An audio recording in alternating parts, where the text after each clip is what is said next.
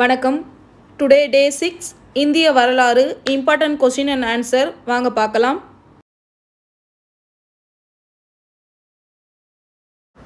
இரண்டாம் ராஜேந்திரனின் மகள் மதுராந்தகி யாருக்கு மணமுடிக்கப்பட்டாள்?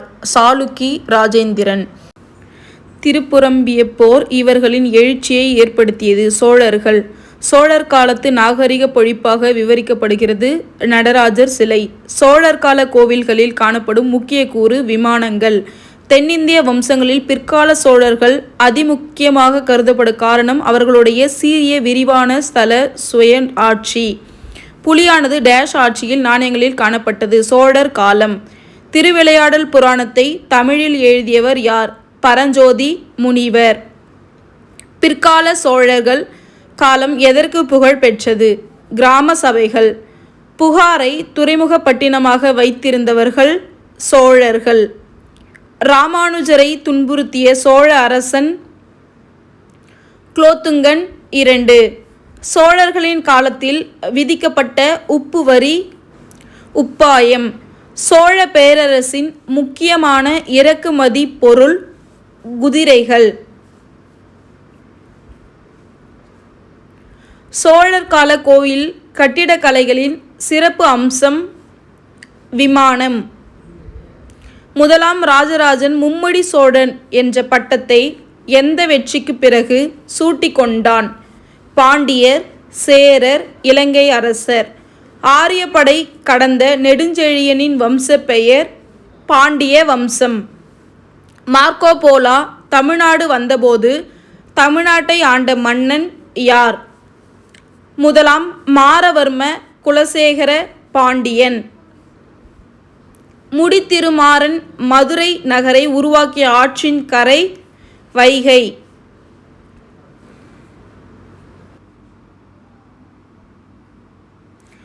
சாளுக்கியர்கள் காஞ்சிபுரம். பல்லவர்கள் பாதாமி, ஹர்ஷர் கண்ணோசி. பாண்டியர்கள் மதுரை.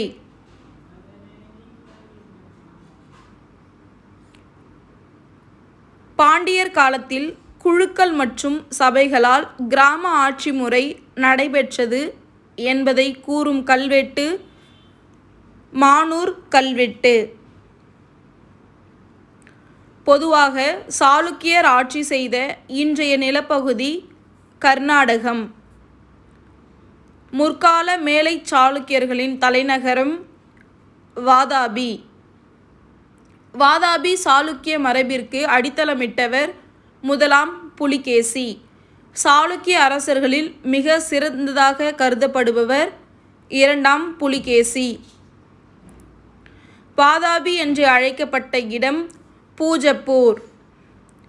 ஹர்ஷரின் தென்னிந்திய படையெடுப்பை தடுத்து நிறுத்தியவர் இரண்டாம் புலிகேசி. ஹர்ஷர் தென்னிந்தியா மீது படையெடுத்த ஆண்டு கிபி 637. பல்லவ மன்னன் முதலாம் மகேந்திரவர்மனை தோற்கடித்தவர் இரண்டாம் புலிகேசி. பல்லவ மன்னர் நரசிம்மவர்மனிடம் தோல்வியடைந்தவர் இரண்டாம் புலிகேசி. பல்லவ மன்னன் மகேந்திரவர்மனின் மகன் நரசிம்மவர்மன். சாளுக்கிய மன்னன் இரண்டாம் புலிகேசியை கொன்றவர் நரசிம்மவர்மன். சாளுக்கிய மன்னன் இரண்டாம் புலிகேசியை நரசிம்மவர்மன் கொன்று வாதாபியை தீக்கிரையாக்கிய ஆண்டு கிபி 642. ராட்டிரகூட மரபை தோற்றுவித்தவர் தந்திதுர்கர். பிற்கால மேலை சாளுக்கியர்களின் தலைநகரம் கல்யாணி. முற்கால சாளுக்கியர்களின் கடைசி மன்னர் கீர்த்திவர்மன். பிற்கால சாளுக்கியர்களின் சாளுக்கிய மரபினை தோற்றுவித்தவர் இரண்டாம் தைலப்பா.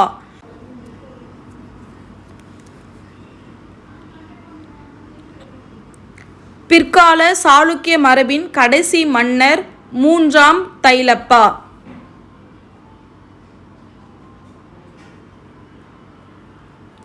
கீழை சாளுக்கிய மரபை தொடங்கி வைத்தவர் விஷ்ணுவர்தன். கீழை சாளுக்கிய மரபை தொடங்கி வைத்தவர் விஷ்ணுவர்தன். கீழை சாளுக்கிய மரபின் தலைநகரம் வெங்கி. சோழ மரபினருடன் தொடர்பு கொண்டு இருந்தவர்கள் கீழை சாளுக்கியர்கள். வேகிரியை ஆண்டவர்கள் யாதவர்கள். வாராங்கலை ஆண்டவர்கள் காகதியர். துவாரக சமுத்திரத்தை ஆண்டவர்கள் ஹெய்சாலர். கீழ சாளுக்கிய நாட்டை சோழ பேரரசுடன் இணைந்தவர் முதலாம் குலோத்துங்க சோழன். சாளுக்கியர்களின் மொழி தெலுங்கு. இரண்டாம் புலிகேசியின் அவைப்புலவர் ரவிகீர்த்தி. ஜகோலோவில் கல்வெட்டுகளை படைத்தவர் இரண்டாம் புலிகேசியின் அவைப்புலவர் ரவிகீர்த்தி. இந்திய கோயில் கட்டிடக்கலையின் தொட்டில் என்று அழைக்கப்படுவது ஜகோலே. காஞ்சி கைலாசநாதர் கோவிலை போன்று கட்டப்பட்ட கோவில் விருபாக்ஷர். ராட்டிட கூடர்களின் மொழி கன்னடம். ராட்டிட கூடர்களின் தலைநகரம் மால்கெட். எல்லோரோவின் கைலாசநாதர் குடைவர கோயிலை உருவாக்கியவர் முதலாம் கிருஷ்ணா.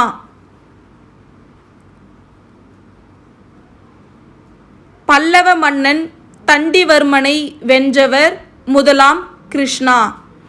தக்கோலம் போரில் சோழர்களை வென்று தஞ்சாவூரை கைப்பற்றி ராமேஸ்வரம் வரை வந்த ராட்டிரகூடர் மன்னர் மூன்றாம் கிருஷ்ணர்.